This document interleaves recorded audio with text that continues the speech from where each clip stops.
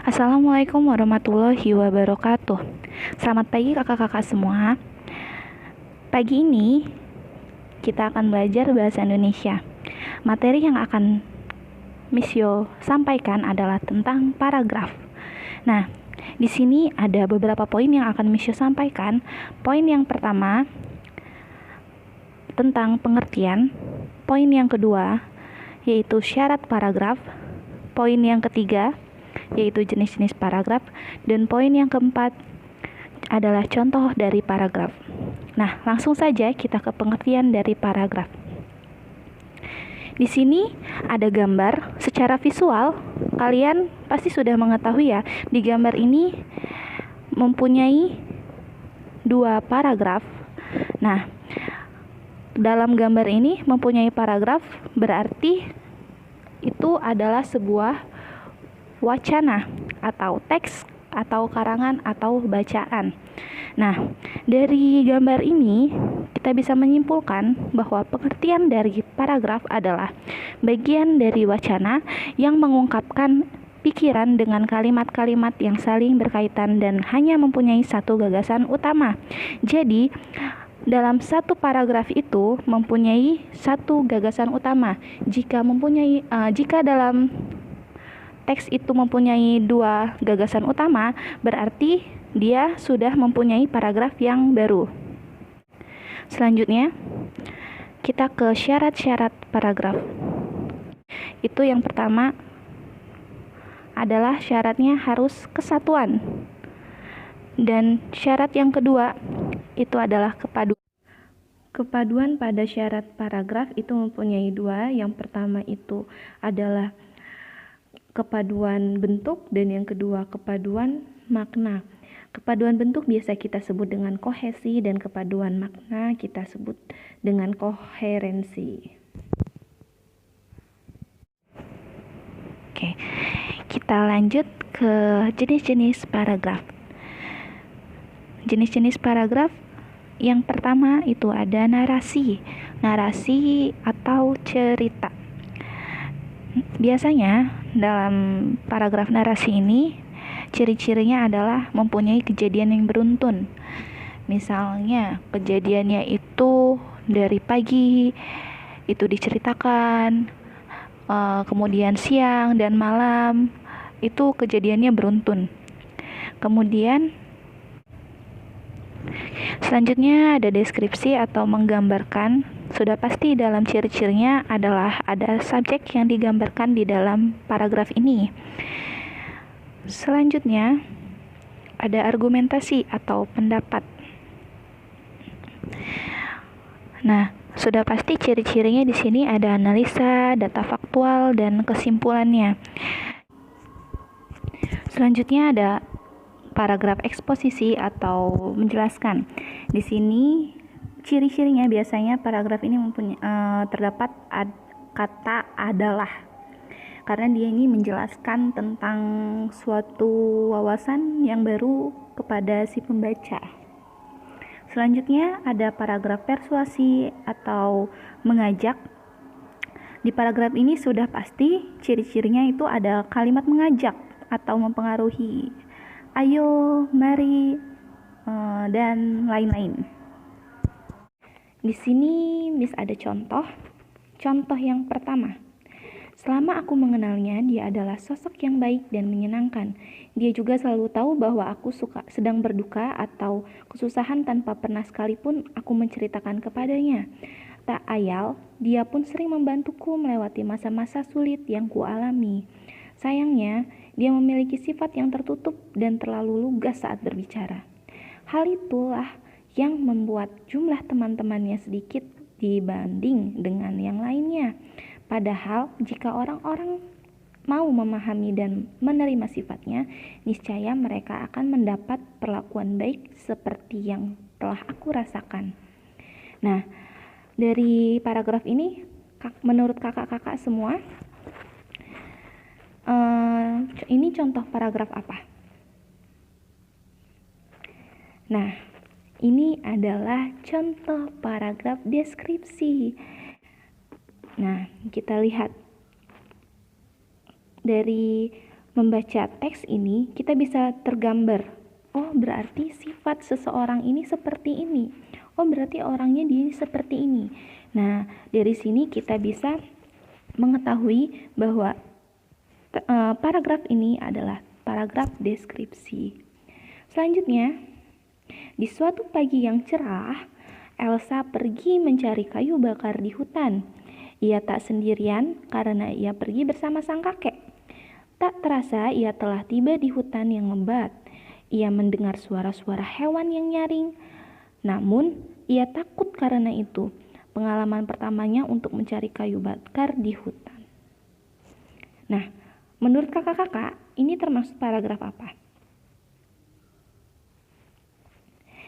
Ini adalah paragraf narasi. Kenapa paragraf narasi? Di sini terlihat. Kenapa kita bisa tahu bahwa ini adalah paragraf narasi? Karena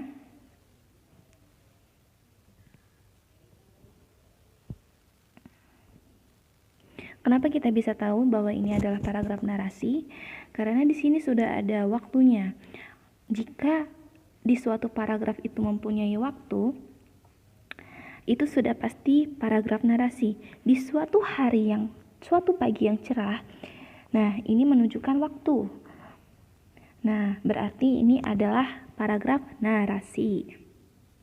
Selanjutnya, menjaga kebersihan di sekolah bukan hanya dilakukan petugas kebersihan sekolah saja. Menjaga kebersihan juga harus dilakukan para siswa. Bapak, Ibu guru juga harus bertanggung jawab untuk menjaga kebersihan sekolah. Karyawan sekolah, mulai tata usaha, kantin, koperasi, satpam, dan sebagainya juga harus sigap menjaga kebersihan sekolah. Oleh karena itu, sebagai warga sekolah, marilah kita menjaga kebersihan sekolah. Nah, dari paragraf ini, sudah pasti ini adalah paragraf persuasi, karena di sini mempunyai kalimat ajakan. Di mana kalimat ajakannya? Oleh karena itu, sebagai warga sekolah, marilah berarti ini adalah paragraf yang untuk mengajak si pembacanya agar menjaga kebersihan sekolah. Selanjutnya, dendeng balado adalah salah satu makanan khas Sumatera Barat. Makanan ini terbuat dari daging sapi yang dipotong tipis dan melebar, lalu dijemur di bawah sinar matahari yang terik. Hal itu dilakukan agar daging tersebut menjadi kering. Setelah usai dijemur, daging tersebut lalu digoreng hingga kering dan matang. Lalu kemudian diberi bumbu balado yang terbuat dari cabai dan bumbu lainnya. Bumbu balado tersebut membuat warna dendeng menjadi kemerah-merahan. Tekstur daging yang kering serta rasa pedas dari bumbu balado akan terasa di lidah saat dendeng balado disantap. Nah, dari paragraf ini pasti bingung kalian, karena di sini ada deskripsi dari si dendeng balado. Namun, ini adalah jenis paragraf eksposisi. Kenapa eksposisi? Eksposisi adalah paragraf yang menambahkan wawasan baru untuk si pembaca. Biasanya ciri-cirinya kan ada kata adalah. Nah, di sini menambah wawasan untuk si pembaca. Dan dia mempunyai ciri-ciri dari si eksposisi ini, mempunyai kata adalah. Sekian dari Miss hari ini.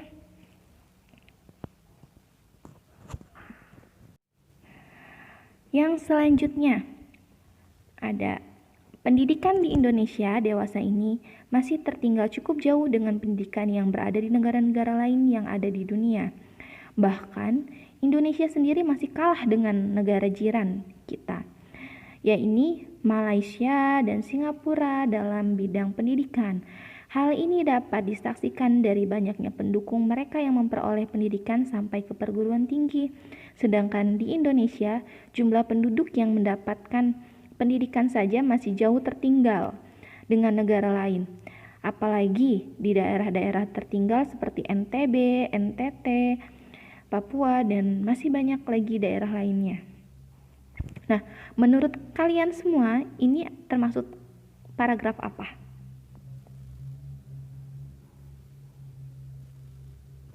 Nah, ini adalah paragraf argumentasi. Kenapa paragraf argumentasi? Karena di sini adalah menceritakan tentang pendapat seseorang. Dia menuangkan wawasannya, menuangkan idenya tentang suatu masalah. Di sini masalahnya adalah tentang pendidikan di Indonesia. Nah, dia juga di paragraf ini juga mempunyai fakta. Dia memasukkan faktanya di sini. Dia memasukkan fakta, yaitu di kalimat sedangkan di Indonesia jumlah yang mendapatkan pendidikan saja masih tertinggal jauh. Ini sudah pasti, karena di sini sudah ada faktanya. Dia membicarakan kabupaten, provinsi. Di sini sudah ada faktanya. Demikian dari Misio. Jika ada salah-salah kata atau ada kata yang tidak berkenan, Misio minta maaf, dan kepada Allah Misio mohon ampun. Semoga dengan membaca video ini kalian bisa mengerti materi yang Misio sampaikan. Terima kasih. Wabillahi taufiq wal hidayah. Wassalamualaikum warahmatullahi wabarakatuh.